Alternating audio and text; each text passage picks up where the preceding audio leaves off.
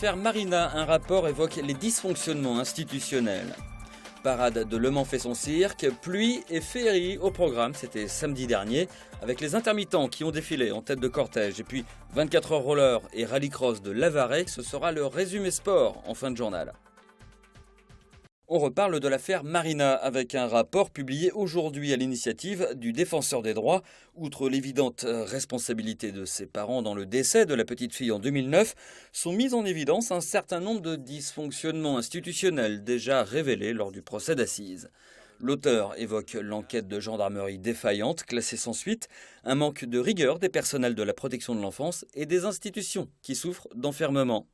Parmi la douzaine de préconisations en conclusion du rapport, il propose d'organiser des échanges permanents entre les différents acteurs de la protection de l'enfance, le parquet, la gendarmerie et les hôpitaux.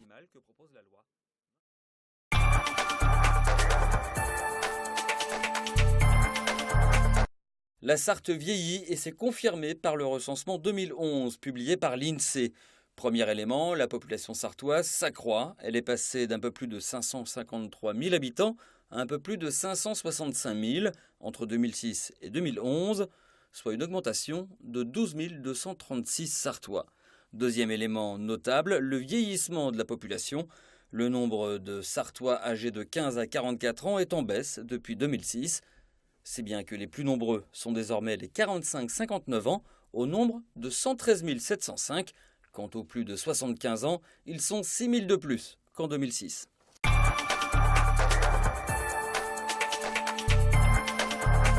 Des chars couverts de bâches avant le départ, des gilets et des pulls par-dessus les costumes et un itinéraire modifié.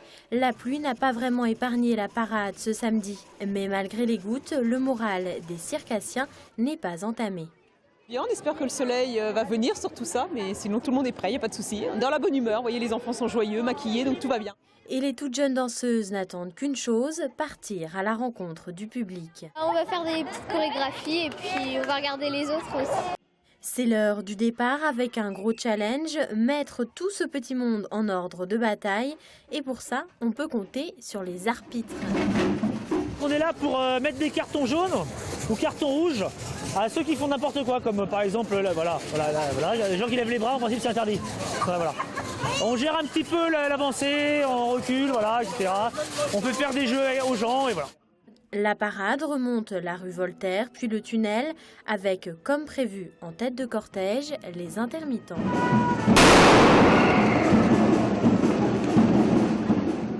Image symbolique qui laisse ensuite place à la féerie.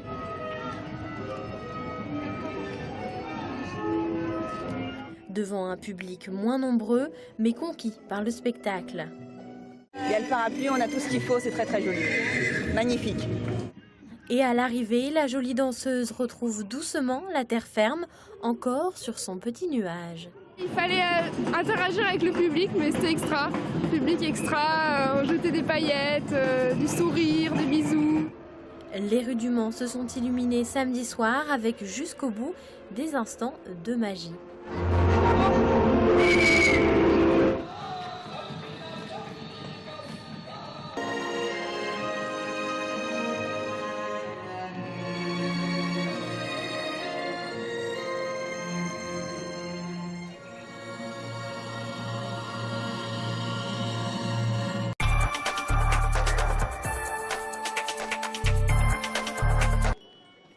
Après négociation avec la mairie du Mans, les intermittents du spectacle se sont donc invités à la parade samedi. Croix blanche sur habit noir, pancarte dénonçant le nouveau protocole qui régit leur système d'indemnité. Ils réclament son abrogation.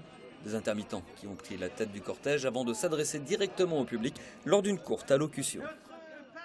C'est une réduction des droits de l'ensemble de la population qui est en marche dans la droite ligne des politiques d'austérité ayant déjà sévi en Grèce, Espagne, Portugal.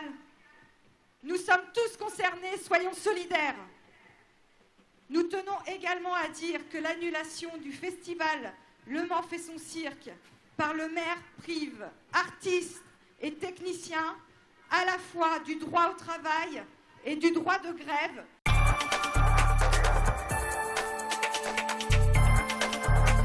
Les 24 heures roller ont été remportés ce dimanche par le team MSC Boom. Les patineurs vainqueurs de cette édition 2014 ont parcouru 179 tours du circuit Bugatti, soit 749 km.